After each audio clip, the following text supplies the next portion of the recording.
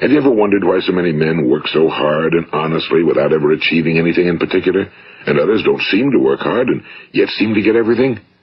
They seem to have the magic touch. You've heard them say that about someone. Everything he touches turns to gold. And have you ever noticed that a man who becomes successful tends to continue to become successful? And on the other hand, have you noticed how a man who's a failure tends to continue to fail? Well, it's because of goals. Some of us have goals, some don't. People with goals succeed because they know where they're going. It's that simple. Think of a ship leaving a harbor, and think of it with the complete voyage mapped out and planned. The captain and crew know exactly where it's going and how long it'll take. It has a definite goal. Now, 9,999 times out of 10,000, it will get to where it started out to get. Now let's take another ship, just like the first, only let's not put a crew on it or a captain at the helm. Let's give it no aiming point, no goal, no destination. We just start the engines and let it go. I think you'll agree with me that if it gets out of the harbor at all, it will either sink or wind up on some deserted beach, a derelict. It can't go anyplace because it has no destination and no guidance, and it's the same with a human being. Take the salesman, for example. There's no other person in the world today with the future of a good salesman. Selling is the world's highest paid profession, if we're good at it, and if we know where we're going. Every company needs top-notch salesmen, and they reward those men. The sky's the limit for them. But how many can you find? Someone once said the human race is fixed, not to prevent the strong from winning, but to prevent the weak from losing. The American economy today can be likened to a convoy in time of war. The entire economy is slowed down to protect its weakest link, just as the convoy had to go at the speed that would permit its slowest vessel to remain in formation.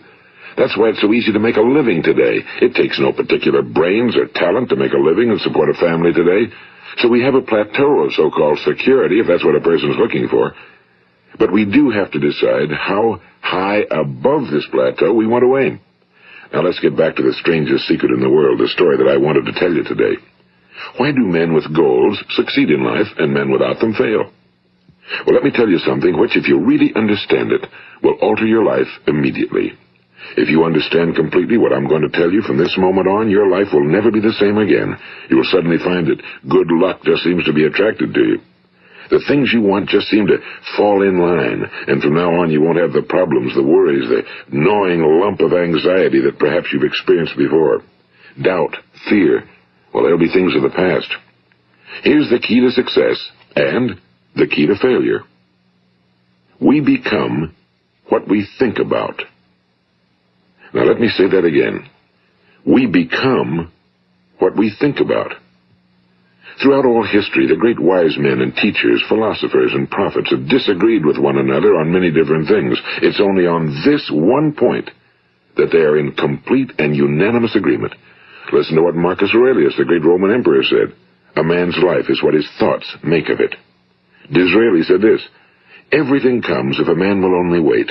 I've brought myself by long meditation to the conviction that a human being with a settled purpose must accomplish it, and that nothing can resist a will that will stake even existence for its fulfillment. Ralph Waldo Emerson said this, a man is what he thinks about all day long. William James said, the greatest discovery of my generation is that human beings can alter their lives by altering their attitudes of mind. And he also said, we need only in cold blood act as if the thing in question were real, and it will become infallibly real by growing into such a connection with our life that it will become real. It will become so knit with habit and emotion that our interest in it will be those which characterize belief. And he also said, if you only care enough for a result, you will almost certainly attain it. If you wish to be rich, you will be rich. If you wish to be learned, you will be learned. If you wish to be good, you will be good. Only you must then really wish these things and wish them exclusively, and not wish at the same time 100 other incompatible things just as strongly. In the Bible, you read in Mark 9:23, if thou canst believe, all things are possible to him that believeth. My old friend Dr. Norman Vincent Peale put it this way, this is one of the greatest laws in the universe. Fervently do I wish I had discovered it as a very young man. It dawned upon me much later in life, and I found it to be one of the greatest, if not my greatest discovery outside of my relationship to God. The great law, briefly and simply stated, is that if you think in negative terms, you will get negative results. If you think in positive terms, you will achieve positive results. That is the simple fact, he went on to say, which is at the basis of an astonishing law of prosperity and success. In 3 words, believe and succeed.